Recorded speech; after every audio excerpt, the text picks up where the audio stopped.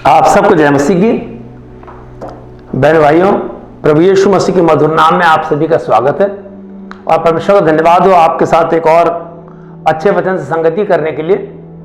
और आज के वचन में हम लोग ये देखेंगे कि हम लोग परमेश्वर को क्या दे सकते हैं या परमेश्वर के लिए क्या दे सकते हैं या संसार को हम क्या दे सकते हैं।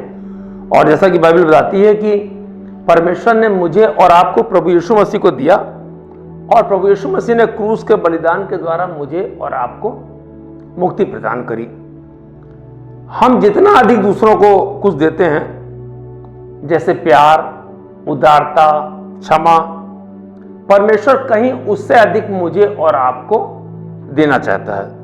और उदारता का मतलब सिर्फ पैसे से नहीं है, बल्कि उदारता का मतलब प्यार से, क्षमा से और हमारी विनम्रता से है। तो बहनों भाई, इसको हम लोग बाइबल से ही समझेंगे कि बाइबल इस बारे में क्या बताती है कि अगर हम देंगे तो हमारे साथ क्या होगा और अगर हम नहीं देंगे तो हमारे साथ क्या होगा। आइए हम लोग इसको एक वचन से देख लें। और आज का वचन हमने लिया है लूका की पुस्तक, उसका 6 अध्याय और 30वीं आयत। और यहां पर लिखा हुआ है, दिया करो तो तुम्हें भी दिया जाएगा, लोग पूरा नाप दबा दबाकर और हिला हिलाकर और उभरता हुआ तुम्हारी गोद में डालेंगे, क्योंकि जिस नाप से तुम नापते हो उसी से तुम्हारे लिए भी नापा जाएगा। बहनों भाइयों, परमेश्वर का वचन ये मुझे बता रहा है कि दिया करो, यानी मुझे और आपको देना है।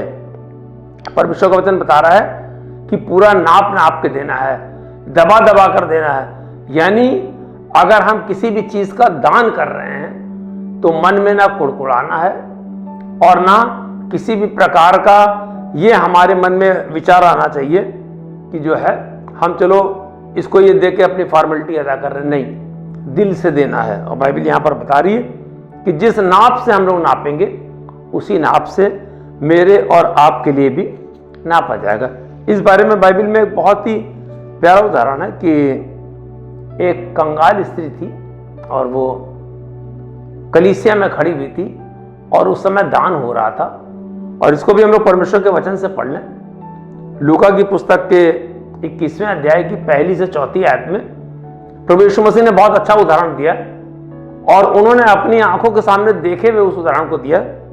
लिखा हुआ है, प्रभु यीशु मसीह कलीसिया में है, फिर उसने आंख उठाकर धनवानों को अपना दान भंडार में डालते देखा और उसने कंगाल विधवा को भी उसमें 2 दमड़ियां डालते हुए देखा। 2 दमड़ियां जिसका कोई कीमत नहीं है।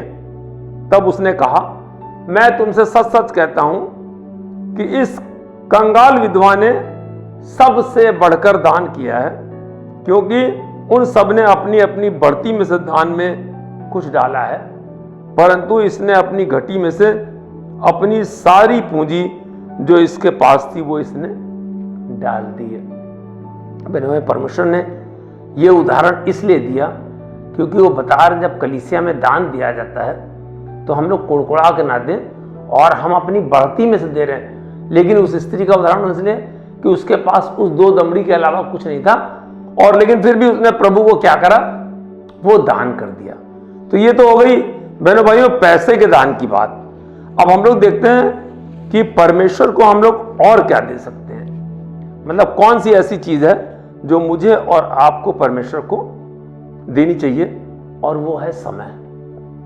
बाइबल बता रही ना, दिया करो, जिस नाप से हम नापते हैं उसी नाप से मेरे और आपके लिए नापा जाएगा। यानी जो परमेश्वर को हम टाइम दे रहे हैं उसी हिसाब से हमारी वहां पर गणना होगी। यानी हमारे अकाउंट्स जो ऊपर है उसमें लिखा जाएगा कि हमने परमेश्वर के लिए कितना समय दिया।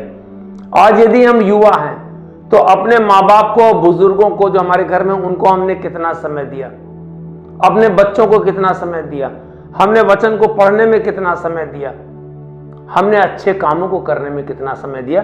यह है नाप नाप के और हिला हिला के और दबा दबा के देना।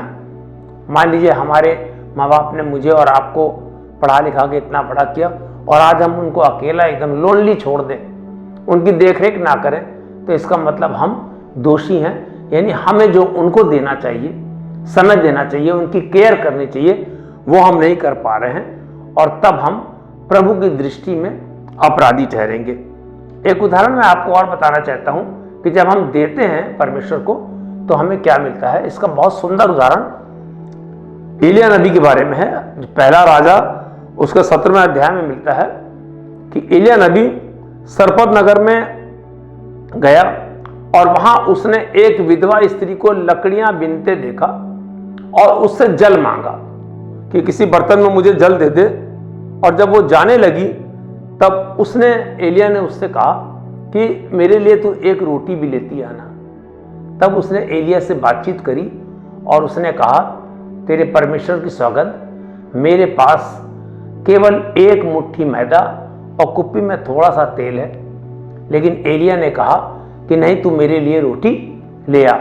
और बाइबल बताती है, पहला राजा की पुस्तक 17वें अध्याय में पूरा जब हम लोग चैप्टर पढ़ते हैं उसमें ये लिखा हुआ है कि उस देश में अकाल पड़ा हुआ था और वो व्यक्ति जो एलिया नबी था और उस बात को जानते हुए भी उससे कह रहा था, और उस स्त्री के जो कि विधवा थी एक ही पुत्र था, उसने अपने मन में ये विचार किया था कि मैं जाऊंगी, लकड़ियां चुन रही हूं, आग जला के अपने बेटे के लिए वो जो थोड़ा सा आटा है मुट्ठी भर और थोड़ा सा कुप्पी में तेल है उससे मैं उसको बना के खिला दूंगी ताकि मेरा बेटा मेरे सामने ना मरे और मैं भूखे रह जाऊंगी, और इसके बाद अगले दिन हमारे पास कुछ नहीं और हम लोग समाप्त हो जाएंगे। और हम लोग देखते हैं कि जब उसने एलिया को रोटी बना के दी और एलिया ने उसको खाया तो बाइबल बताती है कि परमेश्वर ने उसको ऐसी आशीष दी, उस विधवा स्त्री को पुरस्कृत किया और उसके घर में कभी भी मैदा और तेल की घटी नहीं हुई। और यही नहीं, परमेश्वर ने उसके साथ एक और उपकार भी किया, क्योंकि उसने दबा दबा के हिला हिला कर जो कुछ उसके साथ था, जैसे उस स्त्री ने जिसके पास 2 दमड़ी थी अपना सब कुछ कलीसिया में दे दिया था, उस तरीके से दिया। और इस विधवा स्त्री का बेटा मर गया। जब मर गया तो इसने एलिशा से उल्हाना दिया कि तू मेरे साथ है, तू यहाँ रहता है और मेरा बेटा मर गया है, तो मेरा कितना बड़ा नुकसान हुआ। और बाइबल बताती है कि एलिया उस बच्चे को उस कमरे में ले गया जहां पर वो रहता था, उसने उसको पलंग पर लिटा दिया और परमेश्वर से प्रार्थना करी कि हे यहोवा परमेश्वर, मैं इस घर में रहता हूं और इस बालक के प्राण को वापस कर दे। और बाइबल बताती है कि उसका बेटा जीवित हो गया। एलिया ने उसको ला के उस स्त्री को वो बेटे को सौंप दिया। यहाँ बाइबल हमें बता रही है उस स्त्री ने अपने जीवन की परवाह ना करते हुए कि मैं क्या खाऊंगी, मेरा बेटा क्या खाएगा, उस नबी के लिए उसके पास जो थोड़ा सा मैदा था उसमें उसके खाने का भोजन का इंतजाम किया। उस स्त्री ने जिसके पास 2 दमड़ी थी, ये नहीं सोचा कि मैं कल क्या करूंगी, उसने परमेश्वर की कलीसिया में उसको दान पात्र में दान कर दिया। और हम लोग देखते हैं कि किस तरीके से परमेश्वर ने दोनों को, उस स्त्री को भी प्रभु ने आशीष दी, क्योंकि प्रभु यीशु मसीह ने कहा था कि इसने सब कुछ डाला है, सबसे ज्यादा डाला है। और इसी तरीके से हम लोग देखते हैं कि इस स्त्री ने भी बहुत ज्यादा परमेश्वर के सेवक के लिए किया और इसको पुरस्कार मिला।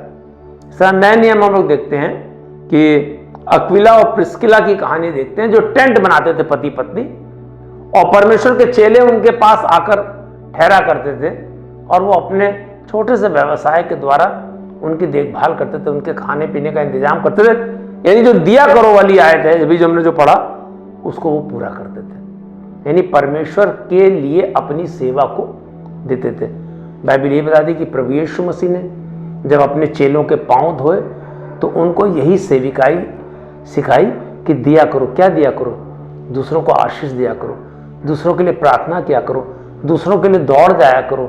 यदि तुम्हारे पास, बाइबल में लिखा हुआ, यदि तेरे पास देने के लिए कुछ हो तो अपनी सामर्थ्य के अनुसार देना जरूर, कभी भी इनकार ना करना, ऐसा बाइबल में लिखा हुआ है। और हम लोग देखते हैं कि परमेश्वर ने किस तरीके से अपने उस वायदे को पूरा किया। और एक लास्ट आयत हम लोग देखेंगे कि हमें और क्या देना चाहिए। मान लीजिए मैं आपसे दान देने के लिए कह रहा हूँ, मान लीजिए मैं आपसे सेवा देने के लिए कह रहा हूँ, मैं आपसे ये कह रहा हूँ कि आप चल के जाके लोगों के लिए सेवा करें, लेकिन आपके पास मान लीजिए कुछ भी ना हो, तो बाइबल बताती है कि मुझे और आपको दुआ देनी चाहिए, आशीष देनी चाहिए लोगों को। और इसको हम लोग रोमियो की पुस्तक से जो मेरे और आपके लिए कर्तव्य ठहराया गया उसको हम पढ़ेंगे। 12वां अध्याय उसकी 14वीं आयत है, यहाँ पर लिखा हुआ है, अपने सताने वालों को आशीष दो, आशीष दो, श्राप ना दो। आप देखते हैं कभी कभी आप सताए जाते हैं, आपके हक को मार दिया जाता है, आपको प्रताड़ित किया जाता है, आपको नीचा दिखाने की कोशिश की जाती, लेकिन परमेश्वर का वचन रोमियो की पुस्तक में बता रहा है कि तुम आशीष दो, श्राप मत दो, क्योंकि हम आशीष के वारिस होने के लिए बुलाए गए। तो यहाँ बहनों भाइयों, इस छोटे संदेश के द्वारा मैं बताना चाहता हूँ कि हमें सेवा देनी है, हमें अपने माँ बाप को सेवा देनी है, हमें अपने जो, अगर हमारा कोई पेशा है, मान लीजिए हम डॉक्टर हैं तो मरीजों की सेवा करनी, मान लीजिए हमारे पास कुछ ऐसी सामर्थ्य है कि कुछ अपने रुपए पैसे से किसी की मदद करके उसको ऊपर उठा सकते हैं, अपलिफ्टमेंट कर सकते हैं उसका, तो हमें उसकी सेवा करनी है। तभी आयत मेरे और आपके जीवन में सार्थक होगी कि दिया करो क्योंकि तुम्हें भी दिया जाएगा, और जिस नाप से तुम नापोगे उसी नाप से तुम्हारे लिए भी नापा जाएगा।